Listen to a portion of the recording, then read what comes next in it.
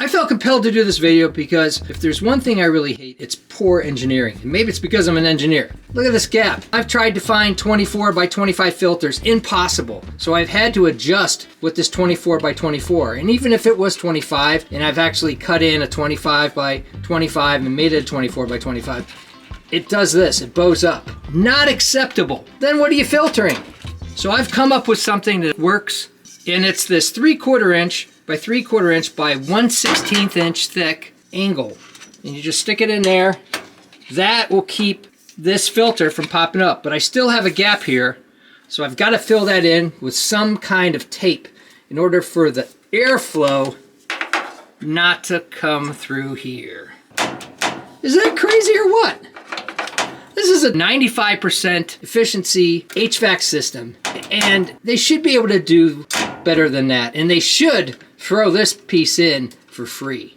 Since I have this aluminum duct tape, I'm going to use it on this piece right here.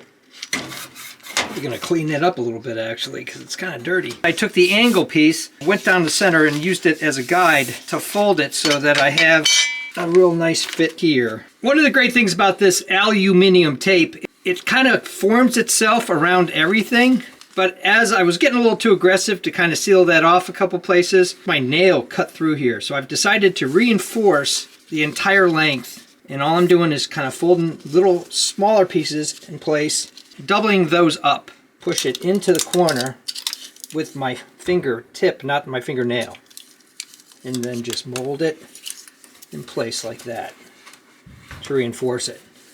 Yeah, that's a lot better. I'm probably going to do that all the way down just to make sure it's solid. Then it's just a matter of taping the top here with, I'm going to use packing tape. It's kind of cheap, and it's going to do the job, and I'll just run it from here to here. Again, kind of bending it like this. You could probably use duct tape or any kind of tape.